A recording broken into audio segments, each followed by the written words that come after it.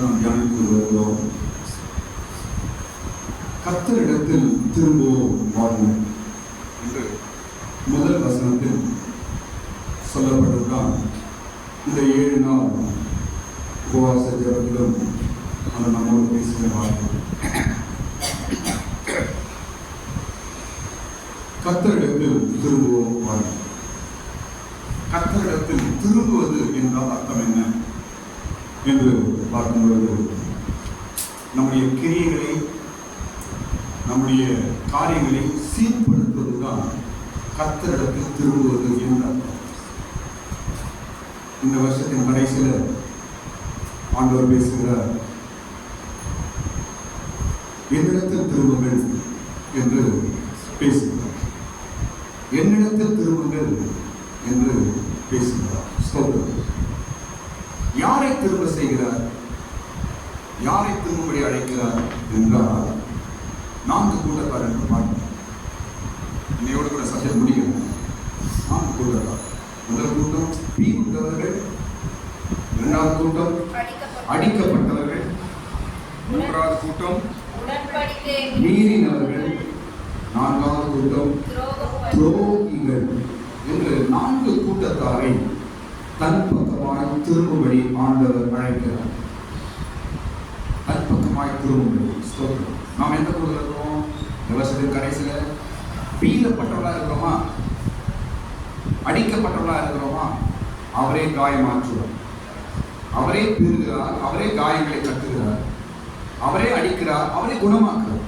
ஸ்தோத்திரம். ஒருவேளை இந்த வருஷத்துல பல பாடுகள், பல பாதைகள், கஷ்டங்கள் கடந்து இருக்கிறீங்களா?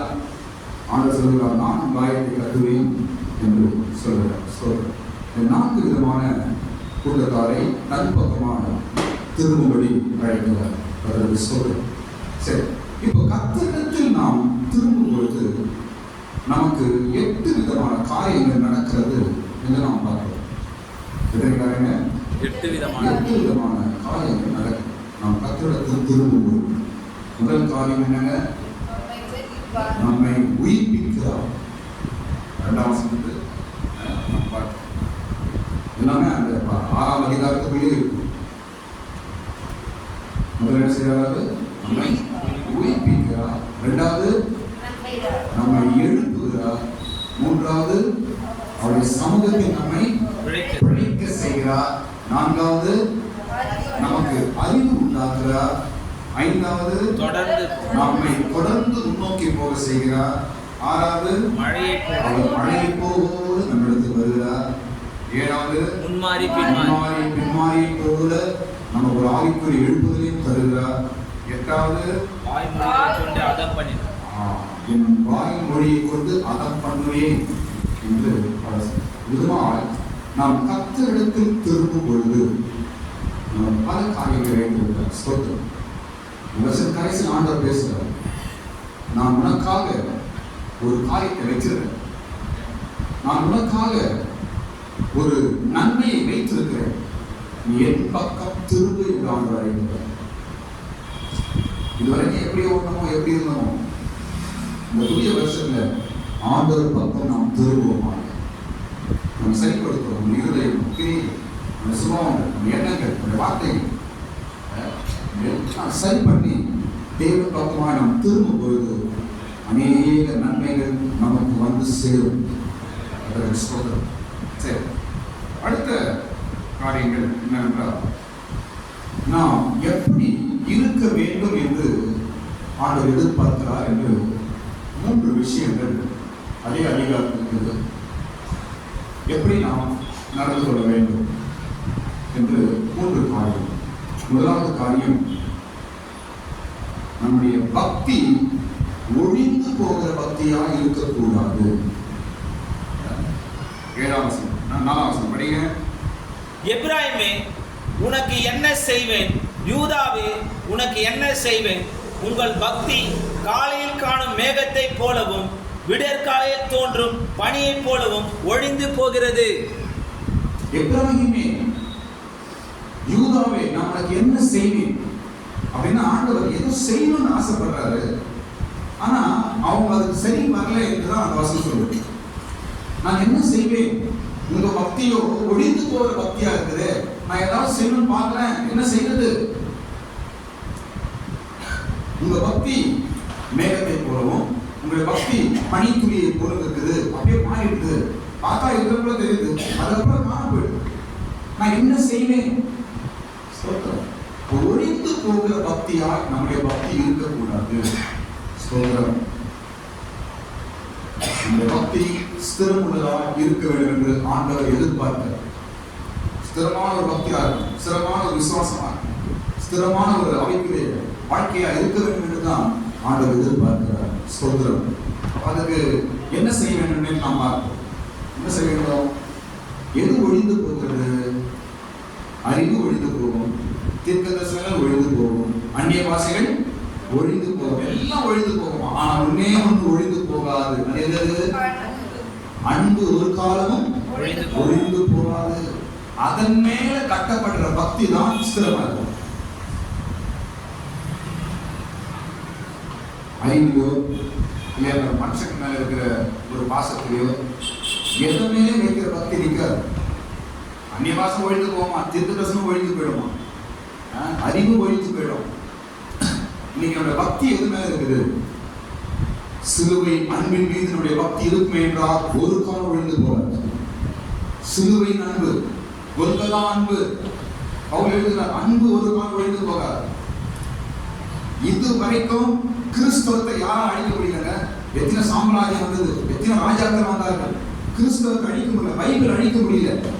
ஏனென்றால் இதன் அஸ்திபாரமே அன்பு. யாரும் ஒழிக்க முடியல. இதோட பெரிய கிறிஸ்தவத்துக்கு பெரிய ஆயுதமே என்னவென்றால் லவ், அன்புதான். மிஷனரி வந்தாங்க, அன்பு செலுத்தினார்கள். இன்னைக்கு பல கிறிஸ்தவர்களுடைய கிறிஸ்தவர்கள் பல அன்பின் கிரியைகளை செய்து கொண்டிருக்கிறார்கள். ரோமன் கேத்தலிக்லாம் பார்க்கும்போது எத்தனையோ எஜுகேஷன் இன்ஸ்டிடியூட்ஸ், ஹாஸ்பிட்டல், இதெல்லாம் கிறிஸ்தவர்கள் தான். காரணம் இதோட பேஸ் என்ன? அன்பு. அதெல்லாம் ஒழிக்க யாரும் நான் ஒண்ணுமே பண்ண முடியல. சிஎம்சி பெரிய ஒரு பெரிய ஒரு ஹாஸ்பிட்டல் வேலூர் தேசத்துல பெரிய எத்தனையோ பேர் விரோதமா எழுதினாங்க. இதெல்லாம் ஆக்கணும். ஏன்னா கிறிஸ்தவர்கள் இதுவரைக்கும் யாரும் ஒன்றும் பண்ண முடியும். காரணம் அஸ்திபாரம், அன்பின் அஸ்திபாரம். ஐடாஸ்காரர் வந்து அவங்க ஏழைகளை பார்த்து அன்பினால ஒரு சர்வீஸ் பண்ணுறதுக்காக ஆரம்பிச்ச ஒரு ஊழியம் தான் சிஎம்சி ஊழியம். இன்றைக்கு தலைமுறை இருக்குது, யாரும் ஒழிக்க முடியல. காரணம் என்ன? அவர் சொல்றார், அன்பு ஒழியாது. அன்பின் மேல ஒரு பக்தி இருக்கும் என்றால் ஒழியாது. ஸ்தோத்திரம். எல்லாவற்றும் அன்புதான். இயேசு இன்றைக்கு நம்மை மாற்றினார் என்றால் அன்புதான். இயேசு கிறிஸ்து என்றால் அன்புதான். கிறிஸ்தவம் என்றால் அன்புதான். பைபிள் என்றாலே அன்பு, அன்புதான். சர்ச் என்றாலே அன்புதான். ஸ்தோத்திரம்.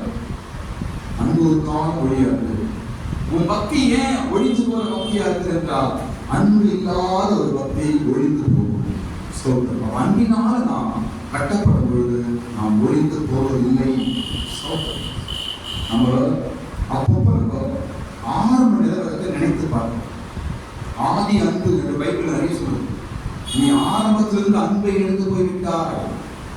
அதான் ஆதி நிலவரம். அதை நாம் அப்பப்போ ஞாபகப்படுத்தணும். ரட்சிப்பு வரும் பொழுது, இயேசுகிட்ட வரும்போது நாம் எப்படி இருக்கணும், அப்பப்போ நம்ம அதை ரீகலெக்ட் பண்ணணும். அதை மறுபடியும் நம்ம பில்ட் பண்ணணும். ஸ்தோத்திரம். மறுபடியும் அதை நமக்குள்ள கொண்டு வர வேண்டும். அதுதான் நம்முடைய பக்தியை ஸ்திரப்படுத்தும். ஆதி நம்ம எப்படி இருந்தோம், ஆதியில் எப்படி ஜெபித்தோம், ஆரம்பத்தில் எப்படி வேலை வாசிப்பேன், ஆரம்பத்தில் எவ்வளோ நான் கடவுளுக்கு பயந்து இருப்பேன், நான் ஆரம்பத்தில் எவ்வளோ அன்பு இருந்துச்சு. எல்லாரிடத்துல இயேசு பற்றி சொல்லுவேன், எல்லாருக்காகவும் ஜெபம் பண்ணுவேன், எல்லாருக்காகவும் நான் ஆண்டவரத்துல தேவ சமூகத்தை ஜெபம் பண்ணுவேன். அப்புறம் கோபமே வராது. அப்புறம் எவ்வளோ கஷ்டங்கள் வந்தாலும் சந்தோஷமா ஓடினேன் நான். அது ஆரம்பம். இன்னைக்கு அந்த நிலவரில் அந்த அன்பு குறைஞ்சிருக்கு. அவ்வளோதான். அந்த அன்பு குறைஞ்சிருக்கு, அந்த லெவல் குறைஞ்சிருக்கு.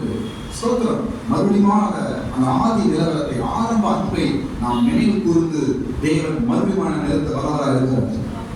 ஆரம்பத்தில் எப்படி இருந்தோமோ அதே போல மறுபடியும் இயேசு நாம் நிறுத்துவார், சாட்சியை நிறுத்துவார். நம்முடைய பக்தி ஸ்திரமான பக்தியாய் ஆண்டவர் மாற்றுவார்கள். ஸ்தோத்திரம். அடுத்தது இரண்டாவது காரியம் பார்க்கணும். இந்த வசனம் 6ஆம் வசனம். இரண்டாவது காரியம் ஆண்டவர் எதிர்பார்க்கிற இரண்டாவது காரியம். ஒரு காரியம் அன்பு ஒழிந்து போகிற பக்தியா இருக்கக்கூடாது என்று முதல் காரியம். இரண்டாவது விஷயம் 6ஆம் வசனத்துல பலியை அல்ல இரக்கத்தை விரும்புகிறேன்.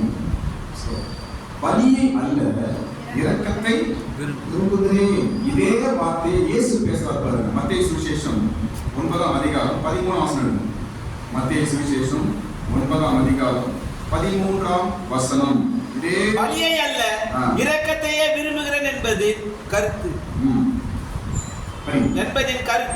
என்னதென்று போய் கற்றுக்கொள்ளுங்கள். நீதிமான்களை அல்ல பாவிகளை மனம் திரும்புவதற்கு அழைக்க வந்தேன் என்றார். பலியை அல்ல இரக்கத்தை விரும்புகிறேன் என்று சொல்றார். இந்த இடத்தில் சொல்லப்பட்ட இந்த பலி ஜெபம். என்ன பலி சொல்றது? இதெல்லாம் பேசியாச்சு. ஜெபம் ஜெபம் ஜெபம். ஆனா ரிஜெக்ட் பண்ற ஜெபம் இருக்குது பைபிள். பல ஜெபம் ரிஜெக்ட் ஆகுது கடவுள்கிட்ட.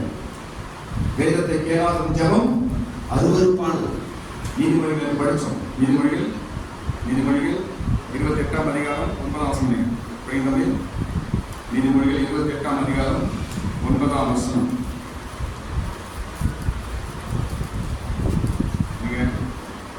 வேதத்தை கேளாதபடி தன் செவியை விலக்கிறவனுடைய ஜெபமும் அருவருப்பானது. ஜெபம் அருவருப்பானது. ஜெபம் ரிஜெக்ட் ஆகுது. ஏன்? ஜெபத்தை காட்டிலும் ஆண்டவர் எதிர்பார்க்கிறது இரக்கம். எதிர்பார்க்கிறது இரக்கம், அன்பு, பாசம், உதவி, நேசிப்பது. இதோடு சேர்ந்த ஜெபம் தான் கடவுள் அங்கீகரிப்பார். அன்பே கிடையாது, மற்றவங்களுக்கு உதவி செய்ய என்ன கிடையாது, மற்றவங்களை மன்னிக்கிற என்ன கிடையாது. ஒரு ஜபம் ஜபம் ஜபம். இந்த ஜபம் எப்படி கேட்கப்படும்? கேட்கப்படாது. 2 இடத்துல ஜபம் ரிஜெக்ட் ஆகும். 2 இடத்துல ஜபம் ரிஜெக்ட் ஆகுது பார்க்கிறோம். 18ஆம் அதிகாரம் படிக்கிறோம். நீதிமொழிகள் ஒரு இடத்துல ஜபம் ரிஜெக்ட் ஆகுது. லூக்கா சுவிசேஷம் 18ஆம் அதிகாரத்துல ஜபம் ஒன்றாக ரிஜெக்ட் ஆகுது. ஜபம் ஏற்கப்படவில்லை. லூக்கா 18ஆம் அதிகாரம் 10ஆம் வசனத்துல பரிசேயரின் ஜபம் கேட்கப்படவில்லை. ஸ்தோத்திரம். காரணம் என்ன? இரக்கம் இல்லை, அன்பு இல்லை, சகோதர சிநேகம் இல்லை, மன்னிக்கிற சுபாவம் இல்லை, தாழ்மை இல்லை. ஆனா ஜபம் பண்றாரு. எப்படி ஜபம் இருக்கப்படும்? ஒரு கிறிஸ்தவன் எப்படி இருக்க வேண்டும்? 3 காரியம். 1, ஒழிந்து போகாத பக்தியுடனா இருக்க வேண்டும். 2வது, இரக்கத்தின் மூலம் ஜெபிக்கிறவனா இருக்க வேண்டும். 3வது அப்புறம் சொல்றேன். படிக்கிறது 2 மனுஷர் ஜெபம் பண்ணும்படி தேவாலயத்துக்கு போனார்கள். ஒருவன் பரிசேயன், மற்றவன் ஆயக்காரன். பரிசேயன் என்று தேவனே, நான் பரிகாரக்காரர், அநியாயக்காரர், விபச்சாரக்காரர் ஆகிய மற்ற மனுஷரை போலவும் இந்த ஆயக்காரனை போலவும் இராததனால் உம்மை ஸ்தோத்தரிக்கிறேன். வாரத்தில் 2 தரம் உபவாசிக்கிறேன். என் சம்பாத்தியத்தில் எல்லாம் தசம பாகம் செலுத்தி வருகிறேன் என்று தனக்குள்ளே ஜெபம் பண்ணினான். ஆயக்காரன் தூரத்திலே நின்று 2 பேர் ஜெபம் பண்றாங்க. ஒரு ஜெபம் அங்கீகரிக்கப்படுறது, இன்னொரு ஜெபம் தள்ளப்படுது. இன்னைக்கு நீங்க நான் ஜெபிக்கிற ஜெபம் என்ன ஜெபம்? அது ஆண்டவர் எதிர்பார்த்தது என்ன? ஓசியாவின் புஸ்தகம் முழுவதும் இஸ்ரவேல் ஜனங்களுக்காக சொல்லப்பட்ட தீர்க்கதரிசனம். அதுல 6ஆம் அதிகாரம் ஆண்டவர் இந்த 7 நாள் நம்மளோட பேசுகிறார். நீ ஜெபம் ஜெபம் என்று ஜெபிக்கிறாய், கரெக்ட் தான். ஆனா கேட்காத ஒரு ஜெபம் இருக்குது. பலியை அல்ல, ஜெபத்தை அல்ல, நான் இரக்கத்தை விரும்புகிறேன். தயவு, அன்பு, இதோடு சேர்த்து ஜெபிக்கிற ஜெபம் தான் மிக முக்கியமான ஜெபமாய் மாறும். இந்த பரிசேயன் ஜெபம் பண்றாரு. நான் அப்படி இருப்பேன், நான் இப்படி இருக்கிறேன், நான் இப்படி இருக்கிறேன், அவனை போல இல்லை, இவனை போல இல்லை, நான் இப்படி செய்யறேன், அப்படி செய்யறேன் என்ன ஜெபம் பண்றாரு. இந்த ஜெபம் எப்படி தேவன் அங்கீகரிப்பார்? இன்னைக்கு நீ நான் எப்படி இருக்க வேண்டும்? ஜெபம் ஜெபம் தேவைதான். ஜெபம் மிக முக்கியம். ஆனால் வல்லமை இல்லாமல் ஜெபமா இருக்கக்கூடாது. உன் ஜெபத்தில் வல்லமை இருக்க வேண்டும் என்றால் அதில் இரக்கம் இருக்க வேண்டும், அதில் அன்பு இருக்க வேண்டும், அதுல மன்னிக்கிற சுபாவம் இருக்க வேண்டும், அதுல மக்களை நேசிக்கிற குணம் இருக்க வேண்டும், தாழ்மை இருக்க வேண்டும். இதுதான் உன் ஜெபத்தின் வல்லமை. உன் ஜெபம் வல்லமையுள்ள ஜெபமாக இருக்கும். ஆயக்காரன் பாருங்க, 2 லைன் ஜெபம் பண்றாரு, அந்த ஜெபம் ஏற்கப்படுகிறது. படிங்க சொல்லுங்க. ஆயக்காரன் தூரத்திலே நின்று தன் கண்களை வானத்துக்கு ஏறெடுக்க துணியாமல் தன் மார்பிலே அடித்துக் கொண்டு தேவனே பாவியாக என் மேல் கிருபையாயிரும் என்றான். அவ்வளவுதான் ஜெபம். யார் ஜெபம் பேசுறது? ஆயக்காரன். பரிசேயன் ஜெபம் பேசுறா, ஆயக்காரன் ஜெபம் பேசுறா? ஆயக்காரன். இல்ல, வேர்ட்ஸ்ல பார்க்கும்போது எது பெரிய ஜெபமா இருக்கு? பரிசேயனுடைய ஜெபம் பெருசு, பெரிய லிஸ்ட். ஆனா பெருசா ரொம்ப நேரம் ஜெபம் பண்ணா கடவுள் கேட்பாரு. அதெல்லாம் கிடையாது. ரொம்ப நேரம் ஜெபம் பண்றது. நீ 2 வார்த்தை இப்ப ஆயக்காரன் ஜெபம் பண்ண 3 வார்த்தை. மேல பார்க்கறது மனசு வரலாம் அவனுக்கு. ஆவியாகி மீது இரக்கமாயிரும் என்று அழகா 2 வார்த்தை ஜெபம் பண்ணா அந்த ஜெபம் ஏற்கப்பட்டது. ஏனென்றால் அதில் இரக்கமும் அன்பும் இருந்தது, தாழ்மை இருந்தது. யாரை கம்பேர் பண்ணி, யாரை ஹர்ட் பண்ணி, யாருக்கும் துன்பம் கொடுத்து ஜெபம் பண்ண ஜெபம் கிடையாது. ஆனா பரிசேயன் ஜெபம் பாருங்க, பரிசேயனுடைய ஜெபம் அவனை போல நான் இல்லை, இவனை போல நான் இல்லை, இப்படிலாம் ஒரு கம்பேர் பண்ண ஜெபம் ஏற்கப்படாது. அந்த கம்பேரிசன் எதுவுமே இருக்கக்கூடாது. மனுஷன் நாம் கம்பேர் பண்ணவே கூடாது, தப்பு. அந்த விதத்தில் நான் இல்லை, நான் பெட்டர், அவரை காட்டி நான் பெட்டர், சிஸ்டர் காட்டி நான் பெட்டர், அவங்கள நான் எவ்வளவு மேலு. நோ, இந்த எண்ணம் கொண்டு வந்து சாத்தான் தான். என்னை காட்டிலும் அவர்கள் மேன்மை என்று நினைப்பதுதான் கிறிஸ்துவின் எண்ணம். ஆமென் சொல்லுங்க. ஆமென். என்ன காட்டிலும் அவங்க அந்த பிரதர் பரவாயில்ல, என்ன காட்டிலும் அந்த சிஸ்டர் பரவாயில்ல, இப்படி சொல்றாங்க. அதான் கிறிஸ்துவின் மைண்ட், அதான் இயேசுவின் எண்ணம். இந்த ஜெபம் ஏற்கப்படும். அப்ப என்ன சொல்லப்படுறது இங்க? பலியை அல்ல, இரக்கத்தை நாம் விரும்புகிறேன். ஜெபம் ஜெபம் என்று போகிறோம். நம்முடைய ஜெபம் எப்படி இருக்க வேண்டும்? இரக்கத்தின் அன்பின் ஜெபமாய் நாம் இருக்கும்போது நம்முடைய ஜெபம் ஏற்கப்படும், நாம் ஜெபிக்கிறவர்களாய் மாறுவோம்.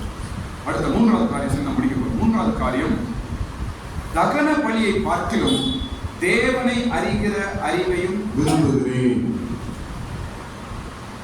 முதலாவது பலியை அல்ல, இரக்கத்தை விரும்புகிறேன் என்று சொல்லிட்டாரு. 2வது சொல்றாரு, தகன பலிகளை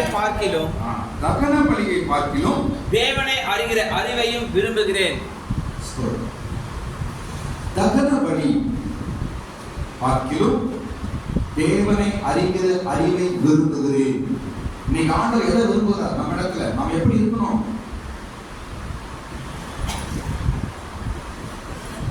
ஒரு ஜெபிக்கிறோம்னா நாம ஜெபிக்கிற மனுஷன் பாரு பேர் வாங்கிட்டா போதாது, அந்த பேர் கடவுள் கொடுக்கும். 2வது, தகன பலியை காட்டிலும் தேவனை அறிகிற அறிவு வேண்டும். அதான் மிக முக்கியம். கடவுளை அறிகிற அறிவு. சரி, இப்ப தகன பலினா என்ன? பலி என்றால் ஜெபம், முன்னாடி வாங்கி பார்த்தாச்சு. தகன பலி என்றால் நாம் செலுத்துகிற காணிக்கை. இதற்கு நான் சொல்ல பாருங்க, ஆபிரகாம் ஈசாக்கு தன் ஒரே மகனை என்ன கொடுக்க போனாரு? பலி, தகன பலியாகவும் காணிக்கையாகவும் கொடுக்க போனார். அப்போ தகன பலி என்றால் நாம் தேவனுக்கு செலுத்துகிற காணிக்கை. எதுவா இருக்கட்டும், உங்களையே நீங்க ஒப்பு கொடுக்கிற காணிக்கை, உங்க நேரத்தை கொடுக்கிற காணிக்கை, நீங்க ஆண்டவருக்காக கொடுக்கிற காணிக்கை, தசம பாகம், இதெல்லாம் தகன பலி. இது அல்லாமல் அல்ல, அவை காட்டிலும் நாம் தேவனை அறிகிற அறிவை அடைய வேண்டும் என்று ஆண்டவர் விரும்புகிறார். தகன பலி என்பது நாம் செலுத்த காணிக்கை. திருப்பதிலாம் போனா நம்மளுக்காக நிறைய காணிக்கை கொடுக்கலாம், அவன் பார்க்க போயிடுவானா? திருப்பதிக்கு போனா நம்மளை காட்டி நிறைய காணிக்கைங்க, ரொம்ப தப்பு. அப்போ அவங்க கடவுள் வாங்கி கேட்பாரா?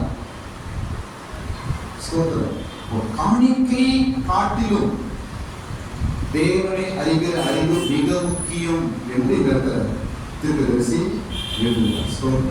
2 இடத்துல காணிக்கை ரிஜெக்ட் ஆகுது. பழைய பாட்டுல ஒரு இடத்துல காணிக்கை ரிஜெக்ட் ஆகுது, புதிய பாட்டு ஒரு இடத்துல காணிக்கை ரிஜெக்ட் ஆகுது. பழைய பாட்டுல எங்க காயின் ஆபேல், ஆதியாகமம் 4ஆம் அதிகாரம் 3ஆம் வசனம். ஆதியாகமம் 4ஆம் அதிகாரம் 3ஆம் வசனம் படிக்கும் பொழுது அங்கு முதல் செலுத்தப்பட்ட காணிக்கை ரிஜெக்ட் ஆகும். படிங்க. சில நாள் சென்ற பின்பு காயின் நிலத்தின் காணிக்கைகளை கர்த்தருக்கு காணிக்கையாக கொண்டு வந்தான். ஆபேலும் தன் மந்தை தலையீட்டுகளில் அவைகளில் குழுமையானவர்களில் சிலவற்றை கொண்டு வந்தான். ஆபேலையும் அவன் காணிக்கையும் கர்த்தர் அங்கீகரித்தார். காயினையும் அவன் காணிக்கையும் அவர் அங்கீகரிக்கவில்லை. காணிக்கை காட்டிலும் தேவனை அறிகிற அறிவு முக்கியம்.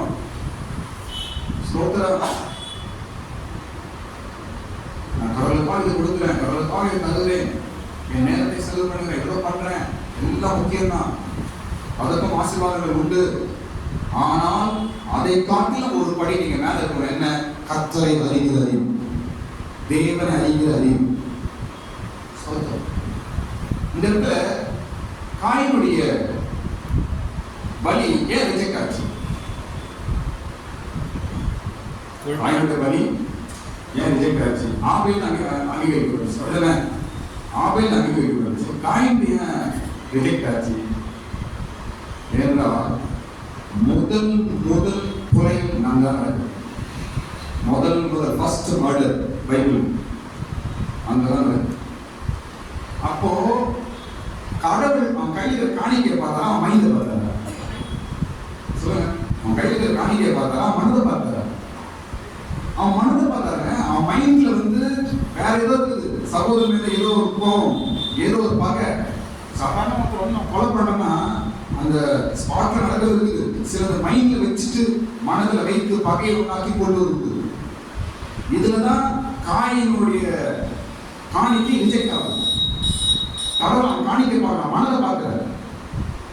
சகோதரி விரோதமாக ஏதோ மனதை கெட்ட நிறுத்துறோம், கெட்ட எண்ணத்தோடு நேரம் கிடைச்சா என் அண்ணன் தலையும், நேரம் கிடைச்சா இவனை கொண்டுடணும் என்ற ஒரு எண்ணம் அவன் மனதிலே இருந்திருக்கிறது. அதனால் அவனுடைய காணிக்கை அங்கீகரிக்கப்படவில்லை.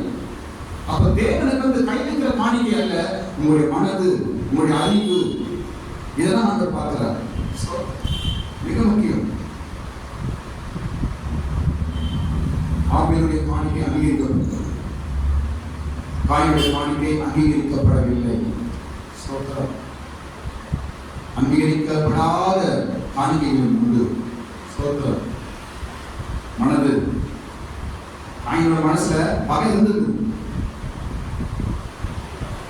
சகோதரி குறித்து பகை இருந்தது, சகோதரி குறித்து ஒரு கோபம் இருந்திருக்கிறது, சகோதரி குறித்து ஒரு ஒரு ஒரு ஒரு வெறுப்பு இருந்திருக்கிறது, ஒரு அசப்பம் அவனுக்குள்ள இருந்திருக்கிறது.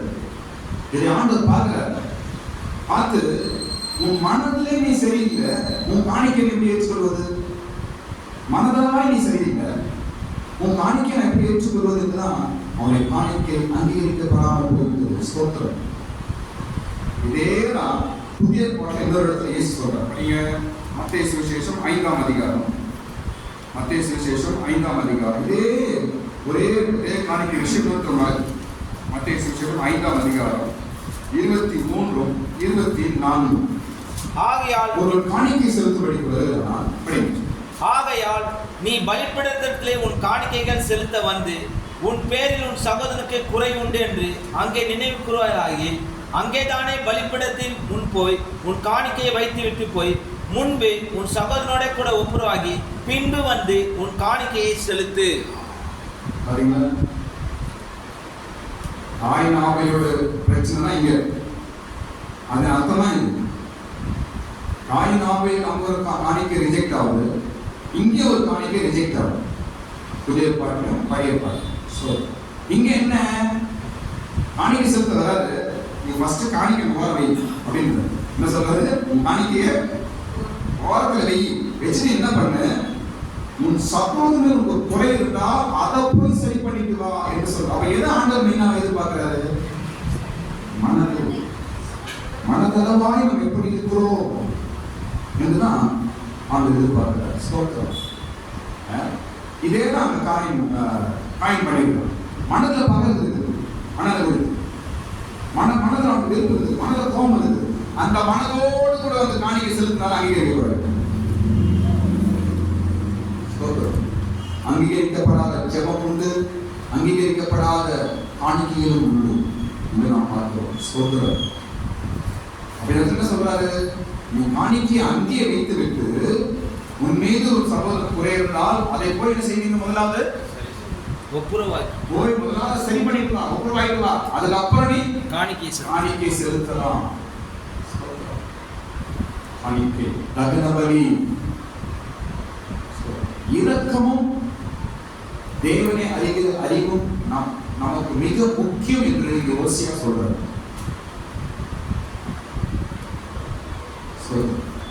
தகன பலியை காட்டிலும் தேவனை அறிகிற அறிவு இது நமக்கு தேவை. அதனால வர நாட்களில் புதிய வருஷத்துல நான் எப்படி இருக்க வேண்டும், என்னுடைய பலி என்ன, நான் செஞ்சு கொண்டிருக்கிற பலி என்ன என்று நாம் அறிந்து கொள்வோமாக.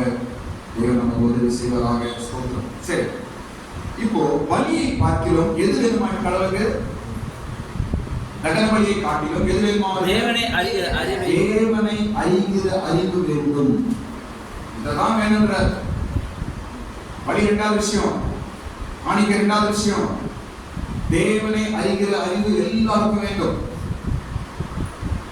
தீமோத்தேயுல பாருங்க, 1 தீமோத்தேயு 2ஆம் அதிகாரம் 4ஆம் வசனத்துல, 1 தீமோத்தேயு 2ஆம் அதிகாரம் 4ஆம் வசனம் படிக்கும் பொழுது அந்த தீமோத்தேயு எழுதுகிறார், எல்லா மனிதரும் ரட்சிக்கப்பட்டு தேவனை அறிகிற அறிவை அடைய வேண்டும் என்றுதான் தேவன் விரும்புகிறார்.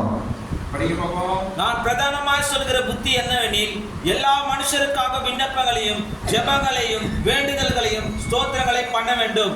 நாம் எல்லா பக்தியோடு நல் ஒழுக்கத்தோடும் கலகமில்லாமல் அமைதியுள்ள ஜீவனம் பண்ணும்படிக்கும் ராஜாக்களுக்காகவும் அதிகாரமுள்ள யாவருக்காகவும் அப்படியே செய்யுங்கள். நம்முடைய இரட்சகராகிய தேவனுக்கு அது எல்லா மனுஷரும் ரட்சிக்கப்படும் சத்தியத்தை அறிகிற அறிவை அடையவும் அவர் சித்தமுள்ளவராய் இருக்கிறார். எல்லாரும் ரட்சிக்கப்படும். முதலாவது என்ன பண்ணணுமா? ஆண்டவர் சித்தம், ஆண்டவர் இஷ்டம் என்ன? ஜனங்களா முதலாவது ரட்சிக்கப்படுவது முதல் விஷயம். இரண்டாவது சத்தியத்தை அறிய வேண்டும், தேவனை அறிய வேண்டும். இதான் தேவன் விரும்புகிறார். இன்னைக்கு அநேக கிறிஸ்தவர்கள் ரட்சிப்போடு இருக்கிறாங்க. அப்படியே ரட்சிக்கப்பட்டாச்சு, ஞானஸ்நானம் எடுத்தாச்சு, சர்ச்சுக்கு போறோம், அவ்வளவுதான், அற்புதம் பண்ணிடலாம். இல்லையே, அடுத்து ஆண்டு இன்னும் விரும்புகிறாரு. அது என்னது?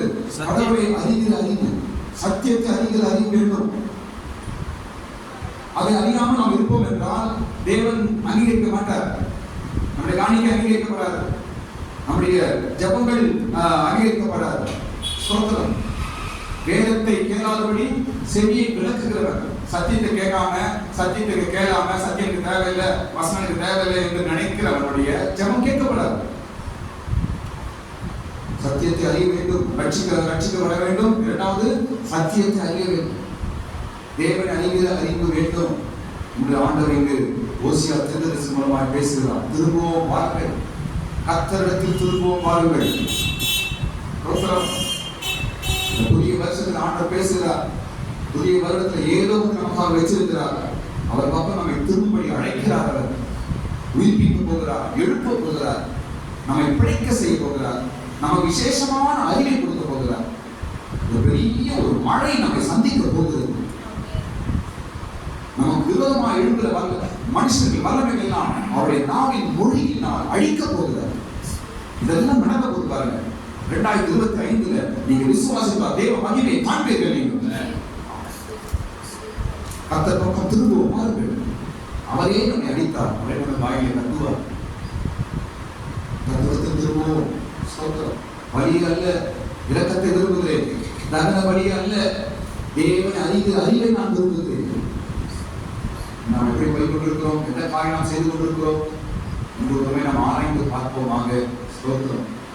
காணிக்கை, ஜெபம் எல்லாம் முக்கியம் தான். அதை காட்டிலும் இரக்கமும் தேவனை அறிகிற அறிவும் நமக்கு மிக மிக முக்கியம்.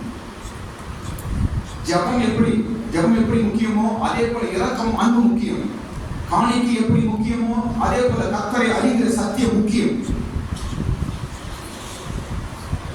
கர்த்தரை அறிகிற அறிவு, தேவனை அறிகிற அறிவு.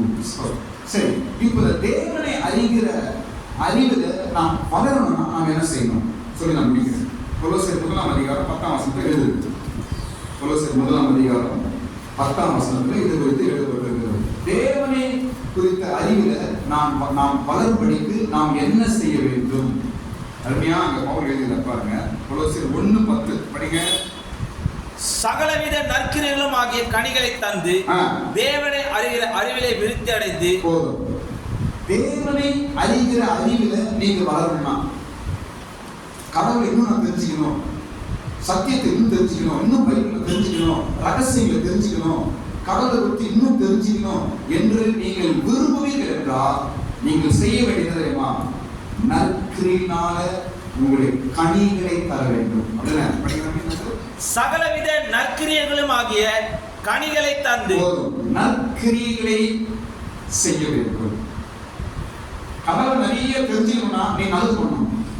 சொல்லுவாங்க பைபிளை பத்தி நீ நல்லா தெரிஞ்சுக்கணும்னா படிக்கணும் இல்லை, படிக்கணும்னா படிச்சா புக்கு போல படிச்சு போயிடுவோம். அது அல்ல, நற்கிரியைகளை செய்யும்போது பைபிளுக்கு நல்லா தெரிஞ்சுக்கணும்.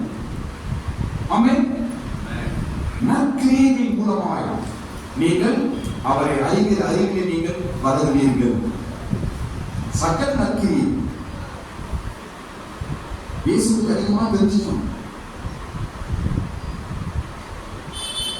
பாருங்க, ஐடாஸ்காரா இருக்கட்டும், மதர் தெரேசாவா இருக்கட்டும், நீங்க எவ்வளோ மிஷினரிகளா இருக்கட்டும், இவங்கெல்லாம் கடவுளுடைய இயேசுடைய அதிகமான அன்பு நிறைஞ்சுதான் அவங்களை சாக்ரிஃபைஸ் பண்ணிருக்காங்க. கல்யாணம் பண்ணிக்கிட்டு வீடு வாசலை விட்டுட்டாங்க, தேசத்தை விட்டுட்டாங்க, அப்படியே ஜனங்க மத்தியில இருந்து சேவை செய்து மதிச்சுட்டாங்க. எப்படி சாத்தியம் அது? அவ்வளவு தியாகமாய் அவங்க தன் உயிரை கொடுத்து ஊரை விட்டாங்க, தேசம் விட்டாங்க, பாஷை விட்டுட்டாங்க. வெளிநாடு இந்தியாவுக்கு எவ்வளவு வித்தியாசம். இங்க வந்து கஷ்டப்பட்டாங்க. ஐஎஸ் கேடர் சிஎம்சி ஹாஸ்பிட்டல் கட்டணும், அவங்க இங்க வந்து இவ்வளவு கஷ்டம். எப்படி சாத்தியம்? இவ்வளவு சாக்ரிஃபைஸ் பண்றது காரணம் என்ன தெரியுமா? கடவுளை அதிகமாக அறிந்து கொண்டார். இயேசு ரொம்ப அதிகமா ருசி பார்த்தார்கள், அதனால சாக்ரிஃபைஸ் தியாகம் பண்ணினார்கள். எப்படி ருசி பார்த்தாங்க? நற்கிரிகள் மூலம் நல்லது பண்றாங்க, தங்களால் முடிஞ்ச சர்வீஸ் பண்றாங்க, தங்களால் முடிஞ்ச நல்ல காரியங்களை பண்றாங்க. அதனால கடவுளை பற்றி அதிகமாக அறிந்து கொள்ள முடியுமா? அருமையான ஒரு வார்த்தை பவுல் பாருங்க அனுபவத்தில் எழுதுகிறார். ஸ்தோத்திரம். நற்கிரிகளின் மூலமாக நீங்கள் தேவனை அறிகிற அறிவிலே வளர முடியும். தேவனை அறிகிற அறிவு, சத்தியத்தை அறிகிற அறிவு இன்னும் ஆழமா தெரிஞ்சுக்கணும். இன்னும் ஆழமா தெரிஞ்சுக்கணும். இரவு பகல் பைக்கில் உட்காந்து அப்படியே நோண்டி நோண்டி நோண்டி படிக்கிறது ஒன்றும் கிடையாது. அது எல்லாரும் செய்வாங்க. ஆனா கிறிஸ்துவுக்கு ஒரு ஆவிக்குரிய அனுபவமாய் இயேசுவுக்கு தெரிஞ்சுக்கணும், ஆவிக்குரிய அனுபவமாய் பைபிளை தெரிஞ்சுக்கணும் என்றால் நற்கிரியைகளை நாம் அதிகமாக செய்யணும். அதான் கனிகள். இதனுடைய பார்த்த ஒரு மரத்தை எப்படி நல்ல மரமா கட்ட மரமா கண்டுபிடிக்கிறது? கனிகள். அதோட கனியை வச்சுதான் கண்டுபிடிக்கும். வேப்ப மரம் அழகா இருக்கு, நல்லா மேலாகுது, சில்லுன்னு இருக்குது, போனா நல்லா இருக்கு. ஆனா அந்த பழத்தை சாப்பிட்டு பார்த்தா உடனே அங்க ஓடி வந்துடும், ஐயோ இது கசப்பா இருக்கு. ஒரு மரத்தை கண்டுபிடிக்கிறவன் கனி. அந்த மரம் நீ தான், நான் தான். நம்முடைய கனி என்ன? நாம் செய்கிற நற்கிரி, நம்மளால முடிந்த அன்பு, பாசம், நல்ல செய்வது, உதவி செய்வது, கெடுதல் இல்லாமல், தீங்கு இல்லாமல், பொறாமை இல்லாமல், பகை இல்லாமல், கோபம் இல்லாமல், வைராக்கியம் இல்லாமல், கசப்பு இல்லாமல் செய்கிற கிரியைகள் தான் நல்ல கிரியைகள். அதுதான் உன்னை கர்த்தரை அதிகமாய் அறிந்து கொள்ள உதவி செய்யும், தேவனை அதிகமாய் அறிந்து கொள்ள உதவி செய்யும். நற்கிரியிலே செய்யறதில்ல, நான் கடவுளுடைய பக்தன் அப்படின்னு சொன்னா புரியுது. ஒரு நல்லது பண்ண மாட்டான், ஒரு நல்ல எண்ணம் இருக்காது, ஒரு நல்ல உதவி செய்ய மாட்டான், எதுவும் பண்ண மாட்டான். ஆனா நான் கடவுளுடைய சீசன், நான் கடவுளுடைய பக்திமான் என்று சொன்னால் பொய். அது பொய். அப்படி ஒருவனும் அப்படி இயேசு சீசனா இருக்க முடியாது. ஸ்தோத்திரம். கிறிஸ்தவத்தை எடுத்து பாருங்க, கிறிஸ்தவத்தை எடுத்து பாருங்க, மிஷனரிகளாக இருக்கட்டும், சீஷர்களாக இருக்கட்டும், நீங்க ஊழியர்கள் பகுதிகளாக இருக்கட்டும், எல்லா பகுதியிலும் பாருங்க. ஒரு பகுதியில் ஊழியமும் இன்னொரு பகுதியில ஒரு சோசியல் ஒர்க்கும் போய்கொண்டே இருக்கும். அதான் கிறிஸ்தவம். அதன் மூலமாக தான் தேவனை அதிகமாய் அறிந்து, தேவனை அன்பை அதிகமாய் அறிந்து, கடவுளுடைய பக்தியில அவங்க வளர்கிறார். ஸ்தோத்திரம். நாமும் கூட பக்தியிலும் கடவுளை அறிகிற அறிவிலும் வளர வேண்டும் என்றால் நற்கிரியை செய்ய வேண்டும்.